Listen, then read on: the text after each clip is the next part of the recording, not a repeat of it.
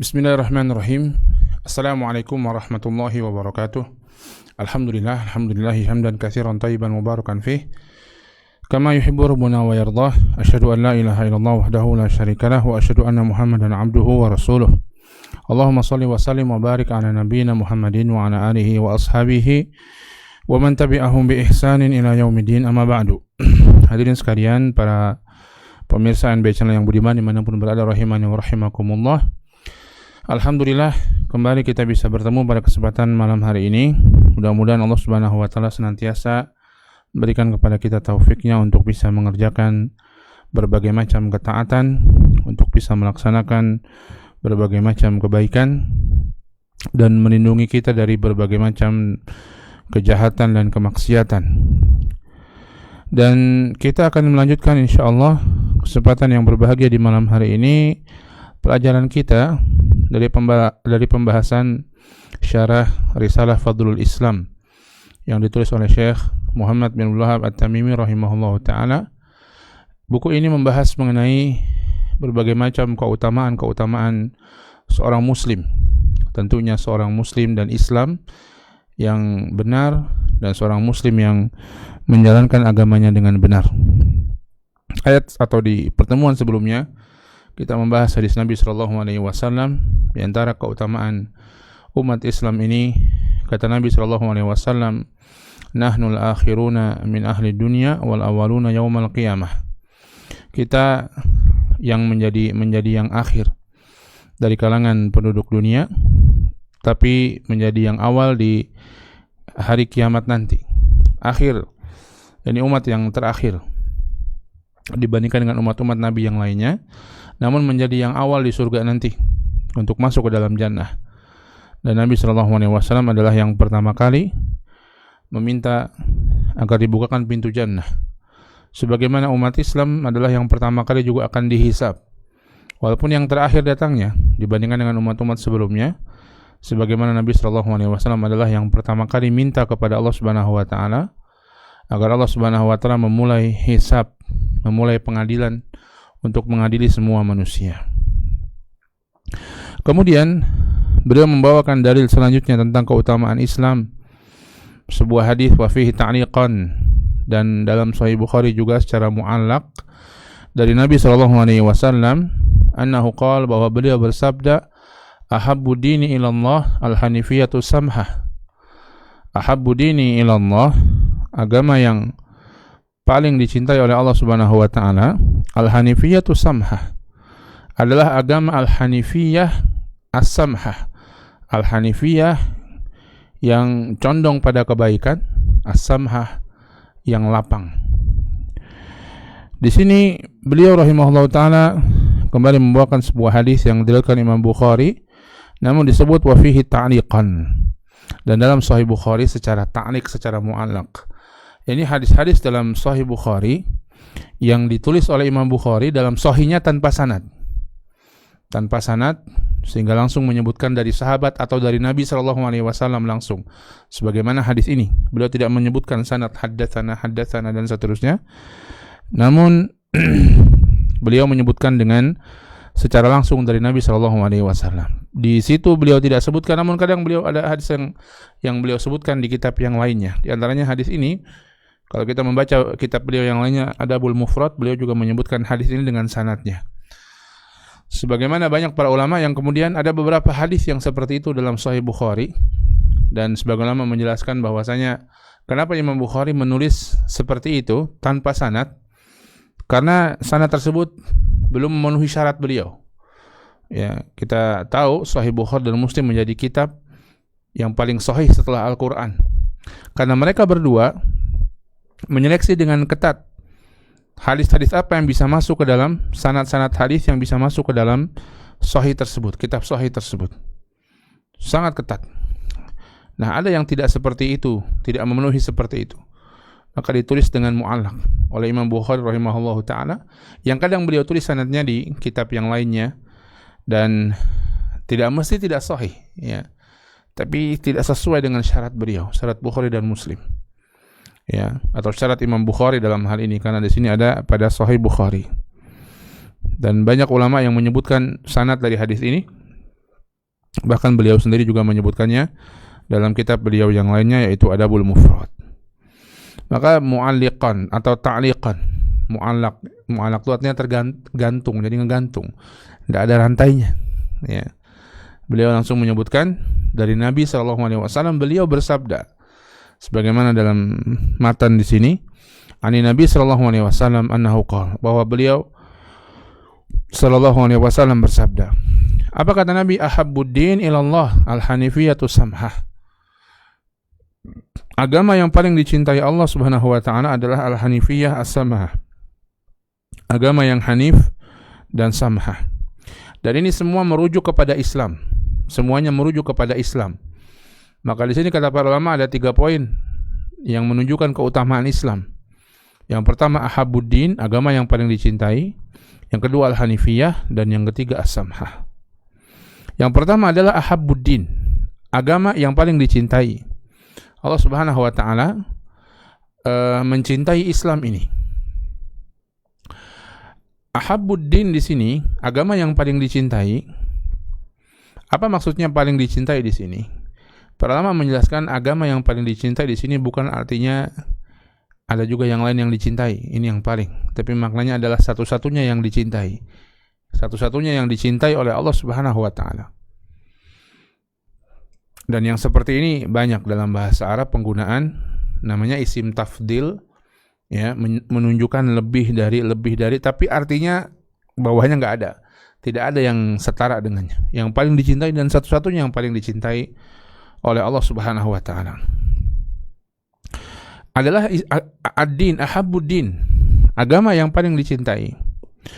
Ada beberapa pendapat pula para ulama tentang yang dimaksud dengan hadis ini ahabbuddin, agama yang paling dicintai di sini maksudnya apa? Ahabbuddin, agama yang paling dicintai dengan pengertian tadi, satu-satunya agama yang dicintai, ad-din di sini adalah Islam. Ya, agama yang dicintai di sini adalah Islam, yaitu Islam secara umum. Ya, Islam secara umum. Ini Islam yang datang dengan membawa syariat untuk tunduk kepada Allah dan tunduk kepada Rasulnya. Tunduk kepada Allah dengan tauhid dan menaati Allah Subhanahu wa taala dengan mentaati Rasulnya. Ya, maka agamanya Nabi Isa Islam, agamanya Nabi Musa adalah Islam. Dibandingkan dengan apa? Dibandingkan dengan agama-agama yang lain yang ada di dunia yang merupakan buatan manusia. Maka ahabbuddin, agama yang dicintai oleh Allah adalah Islam yang Allah turunkan. Dan tentunya tadi paling dicintai oleh Allah artinya satu-satunya yang dicintai oleh Allah. Allah tidak mencintai, bahkan murka kepada manusia-manusia yang membuat agama-agama yang tidak ada keterangannya dari Allah Subhanahu wa taala, membuat ritual-ritual, membuat ajaran-ajaran, ya, dalam akidah atau syariat yang tidak ada tuntunannya dari Allah Subhanahu wa taala dan Rasulnya. Maka di sini ahabbu adalah satu-satunya yang paling dicintai adalah Islam. Islam artinya umum. Tafsiran yang lainnya ahabbuddin, ini yang paling dicintai adalah Islam yang dibawa oleh Nabi Muhammad SAW. Maksudnya adalah Islam yang dibawa oleh Nabi Muhammad SAW. Maka di sini ahabbu yang paling dicintai, ya, setelah datangnya Nabi Muhammad SAW. Ya, maksudnya agama yang paling dicintai setelah Nabi Muhammad SAW adalah agamanya Nabi Muhammad SAW. Kemudian Allah sebutkan al-hanifiyah as-samhah. Ya, hanifiyah as-samhah, agama itu adalah agama yang hanif, agama yang lapang. Atau maksud yang ketiga, ada ulama juga yang menjelaskan bahwa ahabbuddin di sini adalah perkara agama, pokok urusan agama yang paling dicintai oleh Allah Subhanahu wa taala, prinsip-prinsip agama. Jadi bukan agamanya, tapi di dalam Islam ada berbagai macam prinsip agama. Dan prinsip agama yang paling dicintai oleh Allah Subhanahu wa taala adalah al-hanifiyah dan as-samhah. Kecenderungan kepada tauhid dan kemudahan dan kelapangan dalam beragama. Ini juga merupakan di antara maksud hadis ini, di antara yang dijelaskan para ulama. Ya, kita ulangi lagi, ada 3. Yang pertama, agama yang paling dicintai, satu-satunya yang paling dicintai dibandingkan semua agama yang dibuat manusia. Maka agama Islam yang Allah turunkan melalui semua nabi dan rasulnya, itulah yang paling dicintai. Dan ini Islam secara umum. agama yang diturunkan kepada Nabi Isa, kepada Nabi Musa, kepada Nabi Nuh, kepada Nabi Sulaiman, dan kepada Nabi Muhammad SAW, dan semua Nabi dan Rasul. Dibandingkan dengan agama-agama buatan manusia, Allah tidak mencintainya, bahkan Allah membencinya. Yang kedua, ad-din di sini dinul Islam, dinul Islam Muhammadiyah, agama Islam Muhammadiyah yang dibawa oleh Nabi Muhammad SAW. Dibandingkan dengan ajaran Nabi Isa, ajaran Nabi Musa alaihissalam, maka yang paling terakhir inilah yang paling Allah cintai, ya, untuk dipeluk oleh semua manusia sampai hari kiamat nanti. Atau yang ketiga, ahabuddin, ini sesuatu prinsip agama yang paling dicintai oleh Allah Subhanahu wa taala. Ini dalam urusan Islam, yaitu al-hanifiyah dan as-samha. Ya, yaitu al-hanifiyah dan as-samha. Al-hanifiyah, kemudian yang kedua tadi ini ahabuddin. Islam ini dicintai oleh Allah Subhanahu wa taala, atau paling dicintai, atau satu-satunya yang dicintai oleh Allah Subhanahu wa taala. Yang kedua di sini disebutkan al-hanifiyah. Keutamaan Islam yang lainnya di sini al-hanifiyah. Hanif. Apa itu al-hanifiyah? yakni condong kepada tauhid dan jauh dari kesyirikan, condong kepada kebaikan dan jauh dari keburukan. Kalau kita mau menerjemahkan ini sebagai keutamaan kemuliaan Islam, begitulah Islam. Al-Hanifiyah, condong kepada tauhid dan jauh dari kesyirikan. Dan ini disebutkan dalam ayat adalah milahnya Nabi Ibrahim, agamanya Nabi Ibrahim. Ya, bahkan agamanya semua nabi dan rasul, condong pada tauhid dan menjauhi kesyirikan. Ya, semua nabi dan rasul seperti itu. Tentunya Nabi Muhammad SAW, agama Islam yang dibawa oleh Nabi Muhammad SAW lebih lagi untuk menekankan hal tersebut. Allah mengatakan tentang Nabi Ibrahim alaihissalam, misalnya di surat An-Nahl ayat 120, kata Allah, Inna Ibrahim kana ummatan qanitan lillahi hanifan walam yaku minal musyrikin. Sesungguhnya Ibrahim itu adalah ummah, adalah pemimpin. Qanitan lillah, tunduk pada Allah, taat sama Allah. Hanifan, dan beliau hanif, condong pada yang baik, condong kepada tauhid dan menjauhi kesyirikan. Walam yaku minal musyrikin, ditegaskan lagi, beliau tidak pernah jadi orang musyrik. Subhanallah. Ya, begitulah Nabi Ibrahim dan nabi-nabi yang lain seperti itu. Mereka mengajarkan manusia kepada tauhid dan melarang manusia untuk berbuat kesyirikan kepada Allah Subhanahu wa taala. Di ayat setelahnya Allah mengatakan, "Tsumma auhayna ilaika an ittabi' millata Ibrahim hanifa." Kemudian kami wahyukan kepada engkau wahai Muhammad untuk mengikuti milah Ibrahim yang hanif. Wa ma kana minal musyrikin, dan beliau bukan orang musyrik. Ini di surat An-Nahl ayat 120 dan 123. Kita bisa baca itu penjelasan bahwa agama hanif ini adalah milah Nabi Ibrahim. Dan Nabi SAW diperintahkan untuk mengikutinya, mengikuti kehanifan beliau, mengikuti bagaimana beliau condong pada tauhid dan jauh pada syirik. Dan Nabi SAW telah mengerjakannya. Beliau jauh dari kesyirikan dan senantiasa mendakwahkan tauhid. Dan begitulah prinsip Islam. Ya, dan begitulah prinsip Islam. Kalau tadi mau diterjemahkannya atau mau ditafsirkannya sebagai ahabuddin, prinsip Islam yang paling diridhoi adalah prinsip Islam yaitu melakukan tauhid dan meninggalkan kesyirikan. Bahkan ini merupakan dasar dari segala macam prinsip agama kita. Melakukan tauhid, bertauhid kepada Allah, beribadah hanya kepada Allah dengan segala macam bentuk ibadah, dan meninggalkan kesyirikan. Bahkan ini adalah pondasi, karena ini paling dicintai oleh Allah Subhanahu wa taala. Siapa yang sukses mempertahankan perkara ini sampai dia wafat, maka dia masuk surga. Ada yang masuk surganya tanpa hisab dan tanpa azab, VIP kelasnya langsung. Ada yang masuk surganya dihisab tapi tidak diazab oleh Allah, dihisab dengan hisab yang ringan. Ada yang masuk surganya dihisab dan diazab dulu, hanya saja azabnya tidak kekal selama-lamanya.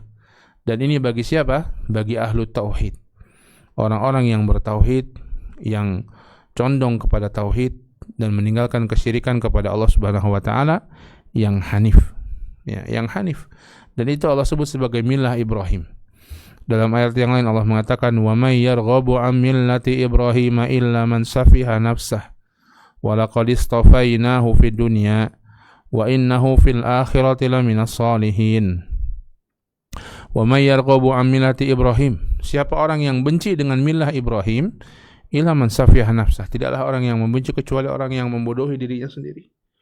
Bagaimana orang benci dengan agama yang mengajarkan tauhid dan meninggalkan kesyirikan dan menyuruh untuk meninggalkan kesyirikan. Padahal itu adalah sumber keburukan. Kesyirikan itu dan tauhid adalah sumber kebaikan bagi pribadi dan masyarakat. Maka Allah mengatakan siapa yang tidak ingin dengan agama seperti itu, illa man safiha nafsah, kecuali orang yang membodohi dirinya sendiri. Dia tidak paham hakikat kehidupan ini adalah bukan untuk hidup ini. Hidup ini untuk menuju kembali kepada Allah Subhanahu wa taala. Illa man safiha nafsah wa laqad istafainahu fid dunya, dan kami sudah memilihnya di dunia, memilih Nabi Ibrahim alaihi salam, wa innahu fil akhirati laminas salihin, dan beliau di akhirat termasuk orang-orang yang soleh. Maka tidak boleh berpaling dari milah Ibrahim, milah yang hanif ini. Ya. Kemudian hadirin sekalian dimuliakan Allah Subhanahu wa taala, Nabi SAW juga menyebutkan yang ketiga as-samhah, yakni agama yang lapang. Ya, kalau itu maksudnya Islam yang diturunkan secara umum tadi, Islam yang diturunkan kepada Nabi Muhammad, kepada Nabi Isa, kepada Nabi Musa, pada Ibrahim, pada Nuh, maka begitulah.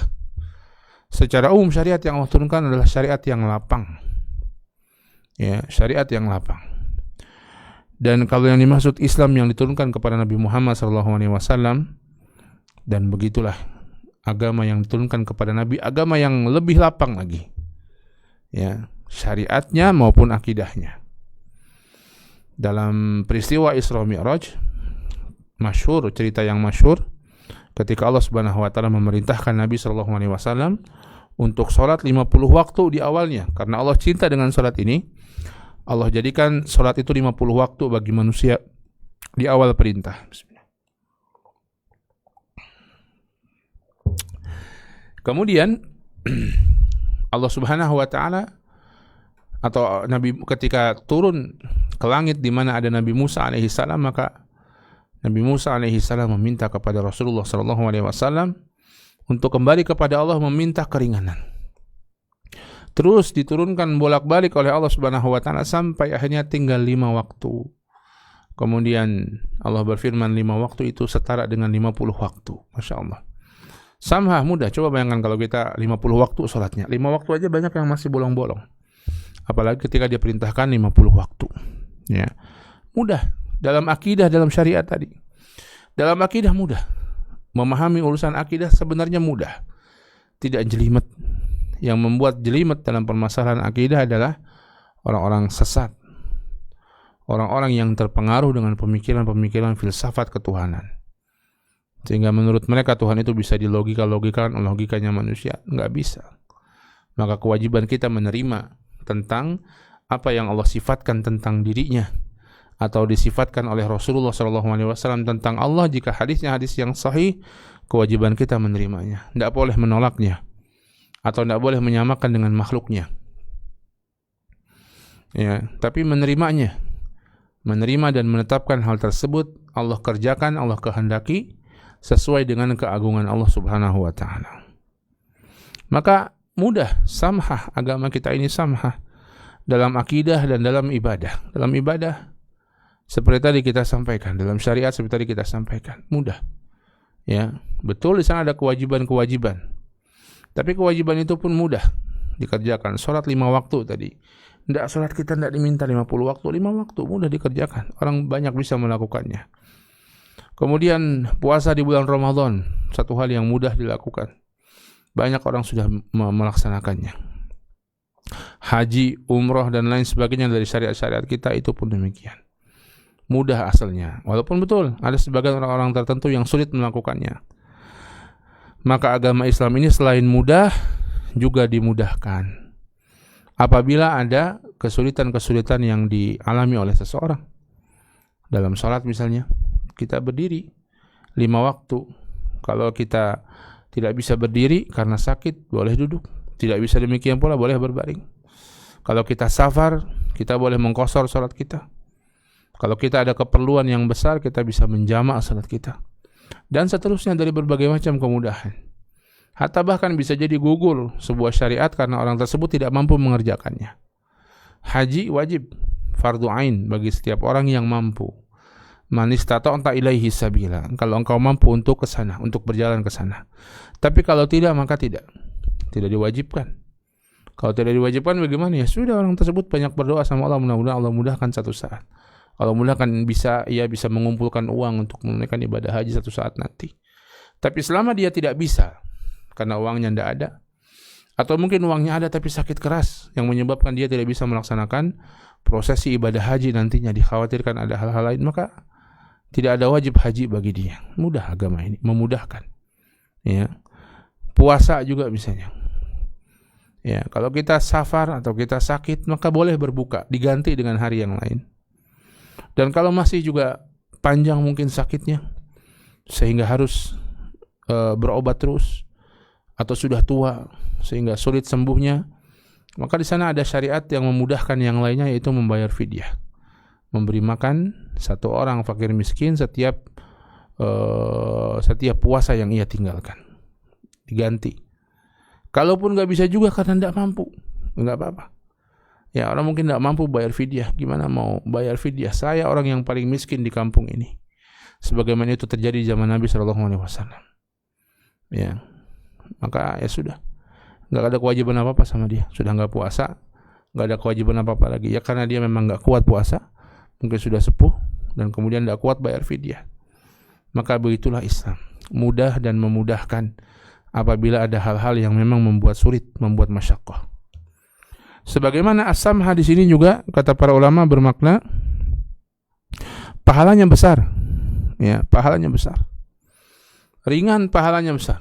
Sebagaimana hadis yang kita sampaikan pada pertemuan sebelumnya. Allah Subhanahu wa taala dahulu meminta kepada orang-orang siapa yang mau bekerja dari mulai terbit matahari sampai zuhur diberikan 1 qiraat. Maka orang Yahudi melakukannya. Siapa yang mau bekerja dari mulai zuhur sampai asar diberikan 1 qiraat. Orang Nasrani mengambilnya dan melakukannya. Siapa yang mau bekerja dari asar sampai jelang maghrib diberikan 2 qiraat. Itulah umat Islam, kata Nabi. Mereka protes, kok begitu? Kata Allah Subhanahu wa taala, ya aku tidak menzalimi. Ya, diberi 1 qiraat, haknya begitu ya begitu. Diberi 1 qiraat dari zuhur sampai asar, haknya begitu-begitu. Dari cuman asar, dari maghrib dapatnya 2 qiraat, maka Allah tidak zalim pada hamba-hambanya, namun Allah memberikan kelebihan, memberikan fadl, karunia kepada hamba-hambanya. Maka begitu.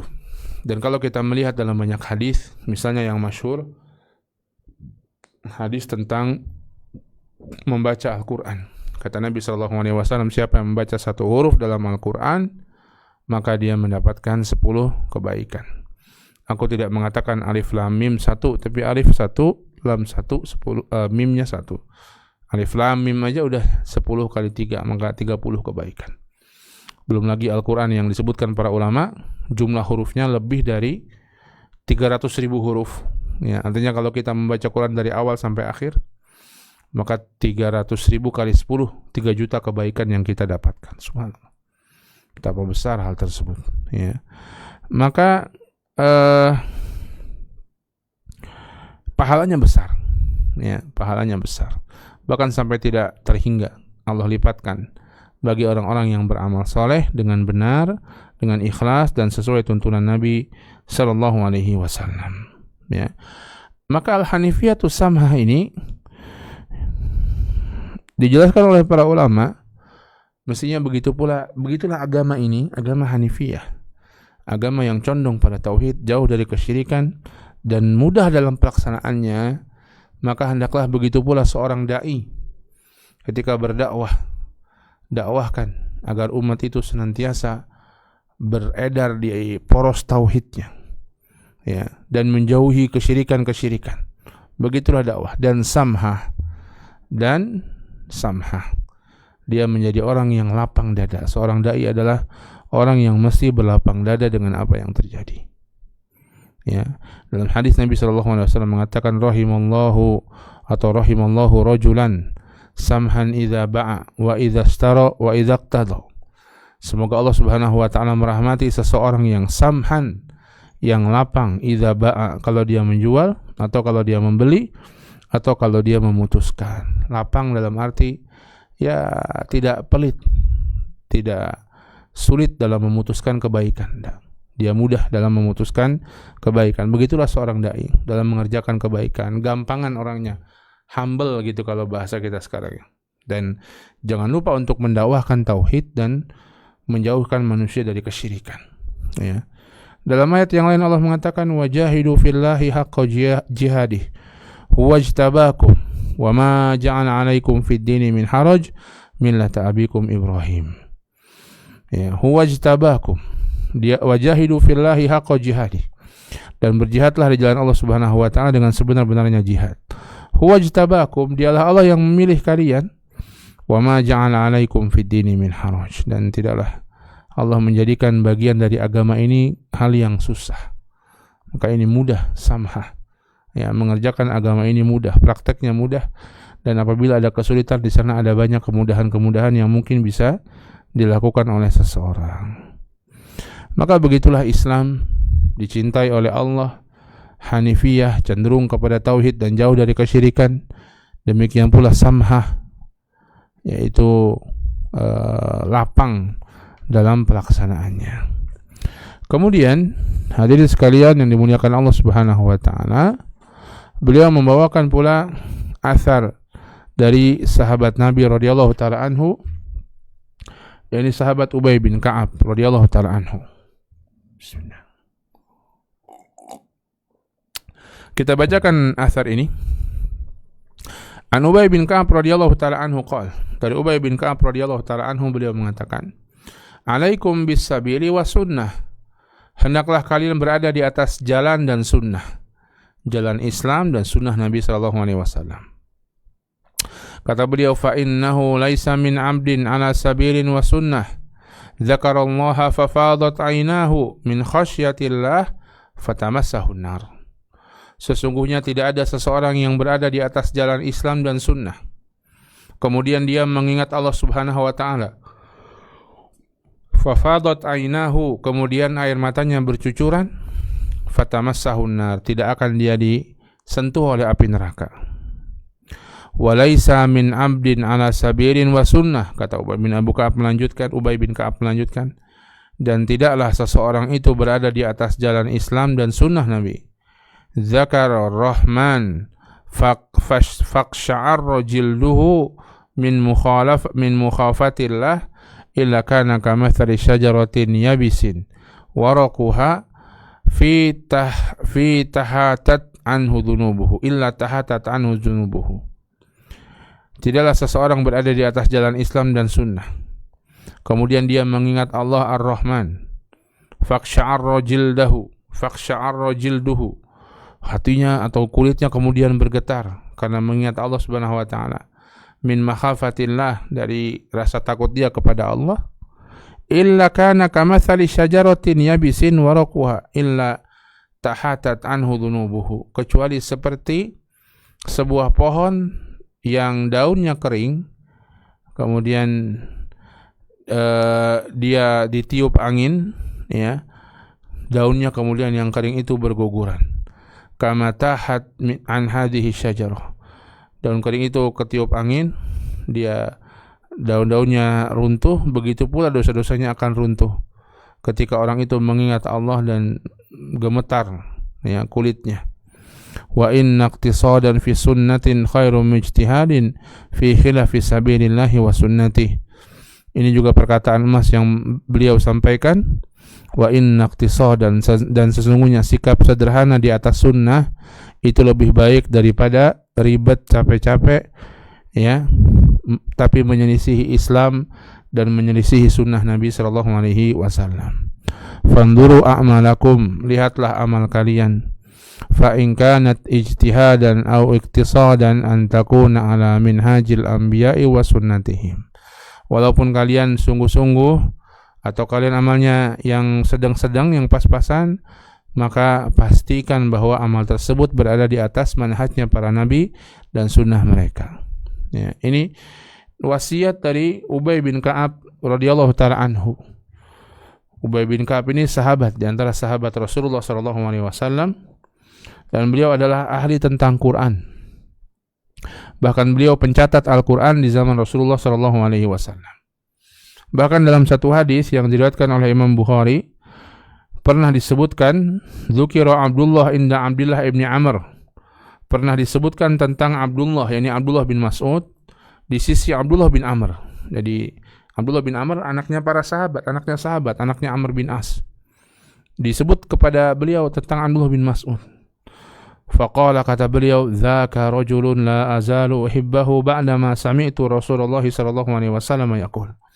Itu adalah orang yang aku terus mencintainya setelah aku mendengar langsung Rasulullah sallallahu alaihi wasallam bersabda. Apa kata Nabi? Istaqri'ul Qur'an min arba'ah. Carilah ilmu tentang Al-Qur'an dari 4 orang. An Abdullah bin Mas'ud fabada bihi. Dari Abdullah bin Mas'ud dimulai dari nama beliau. Wa Salim maula Abi Hudzaifah, dan Salim maula Abu Hudzaifah. Wa Ubay bin Ka'ab, dan Ubay bin Ka'ab. Wa Mu'ad bin Jabal, dan Mu'ad bin Jabal. La adri bada Abi Ubay atau Mu'ad bin Jabal. Enggak tahu mana yang duluan, Ubay atau Mu'ad. Lupa, periwayat sini lupa. Ya. Abdullah bin Mas'ud awal, kemudian Hudzaifah maula Salim maula Abu Hudzaifah, kemudian Ubay bin Ka'ab dan Mu'ad bin Jabal. 4 orang ini Nabi SAW merekomendasikan kalau mau belajar Al-Quran ke mereka. Tentunya bacaannya, isi kandungannya, dan lain sebagainya. Subhanallah. Ya, betapa luar biasanya. Ubay bin Ka'ab ini adalah orang Ansor aslinya. Beliau orang Madinah. Namun yang pertama kali masuk Islam bahkan sebelum Nabi hijrah. Ya, sebelum Nabi hijrah ke mana itu beliau melakukan baiat kepada sebagian penduduk Madinah yang datang ketika itu haji, kemudian dipisahkan untuk melindungi Nabi ketika nanti berhijrah. Nah, di situ Ubay bin Ka'ab sudah ikut dan beliau sudah masuk Islam sebelum Nabi berhijrah. Artinya beliau adalah orang yang awal-awal masuk Islam di Madinah. Subhanallah, keutamaan yang besar dan ahlul Quran. Ya, Ubay bin Ka'ab pernah ditanya oleh Nabi sallallahu alaihi wasallam, ya, apa ayat Al-Quran yang menurut paling agung wahai Ubay? Kata Ubay bin Ka'ab, Allah wa rasuluhu a'lam. Nabi nanya lagi, apa menurutmu ayat yang paling agung wahai Ubay? Nabi nanya sama Ubay karena dia memang ahlul Quran. Kata Ubay bin Ka'ab, ayat kursi ya Rasulullah. Nabi SAW mengatakan betapa bahagianya, betapa baiknya apa yang kau sampaikan. Ilmu bagus wahai Ubay bin Ka'ab. Nabi membenarkan jawaban Ubay bahwa ayat yang paling agung adalah ayat kursi. Ya. Maka subhanallah, dan beliau wafat di tahun 29 Hijriah, disebutkan di eranya Utsman bin Affan radhiyallahu taala anhum. Hadirin sekalian dimuliakan Allah Subhanahu wa taala, ini cukup panjang penjelasan dari syarah dari athar ini. Insyaallah kita akan lanjutkan pada pertemuan berikutnya biidznillah. Kita akan membahas athar dari Ubay bin Ka'ab ini, ya, tentang berpegang teguh pada Islam dan betapa keislaman seorang itu bermanfaat, menjadi pondasi sehingga ketika dia menangis dia bisa menggugurkan dosa-dosanya. Ketika dia menangis dia bisa menghindarkan dari api neraka. Ketika dia bermuhasabah, ya, mengingat Allah Subhanahu wa taala, takut sampai gemetaran, maka itu bisa menggugurkan dosa-dosanya. Namun itu dilandasi dengan akidah yang lurus. Ya, maka disebutkan oleh Syekh Shalih Fauzan di antaranya, ya, bagi orang-orang yang sesat, mungkin mereka nangis-nangis begitu, orang-orang kafir nangis dalam peribadatan mereka, maka enggak bermanfaat itu. Tidak akan bermanfaat bagi mereka dan tidak menghilangkan dosa-dosa mereka. Na'udzubillah. Ya, maka iman dan prinsip agama yang benar, yang jika seorang berada di atasnya, maka ini akan membawa kebaikan yang besar. Wallahu a'lam bishawab. Ini yang bisa kita bahas dulu. Insyaallah kita akan bahas pada pertemuan berikutnya biidznillah. Silakan jika ada yang ingin bertanya.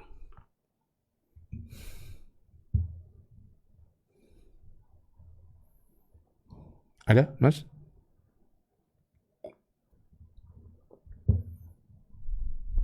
Ada pertanyaan? Tidak ada?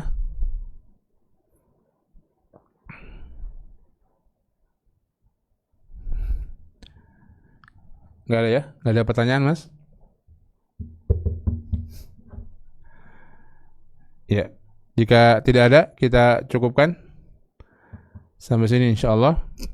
Mudah-mudahan kita bisa ketemu lagi pada kesempatan yang akan datang biidznillah. Wallahu taala a'lam bishawab wa sallallahu ala nabiyyina Muhammadin wa ala alihi washabihi wasallam. Subhanakallahumma wa bihamdika asyhadu an la ilaha illa anta astaghfiruka wa atubu ilaik. Billahi taufiq wal hidayah. Assalamualaikum warahmatullahi wabarakatuh.